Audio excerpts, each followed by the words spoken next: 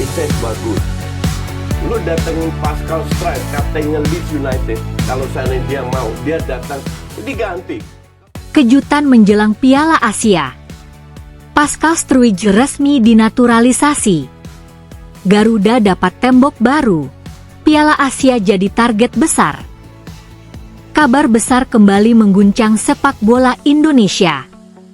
Pascal Struijk akhirnya resmi menyelesaikan proses naturalisasi dan menjadi warga negara Indonesia. Sebuah kabar yang langsung membuat publik sepak bola tanah air heboh. Setelah namanya bertahun-tahun dikaitkan dengan kemungkinan memperkuat timnas Indonesia, proses panjang tersebut akhirnya mencapai titik akhir.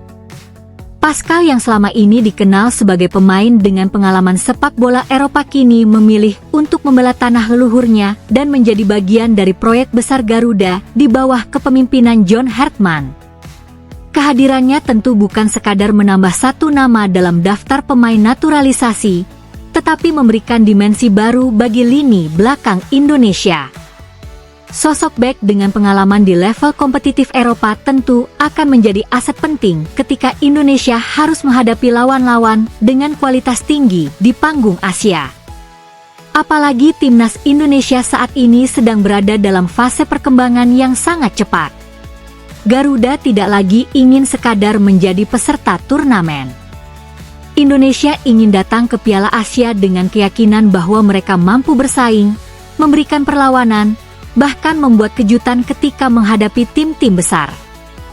Pascal Struijk menjadi salah satu kepingan penting dari proyek tersebut.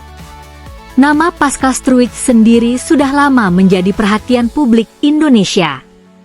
Pembicaraan mengenai kemungkinan dirinya membela Garuda bahkan sudah berlangsung lintas era kepelatihan.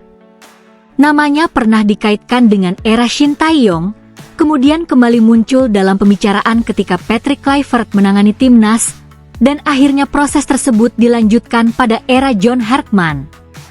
Perjalanan panjang itu menunjukkan betapa besarnya harapan publik terhadap seorang pemain dengan profil seperti Pascal. Ia bukan sekadar pemain yang memiliki hubungan darah dengan Indonesia, tetapi juga mempunyai pengalaman menghadapi sepak bola dengan tuntutan tinggi. Dalam cerita ini, proses administrasi yang sebelumnya menjadi hambatan akhirnya selesai. Seluruh dokumen dinyatakan beres, keputusan kewarganegaraan dituntaskan, dan Pascal akhirnya resmi menjadi bagian dari Indonesia. Kabar tersebut kemudian menyebar dengan cepat. Media sosial dipenuhi perdebatan mengenai komposisi lini belakang Garuda. Supporter mulai membayangkan bagaimana Pascal akan bermain bersama bek-bek lainnya.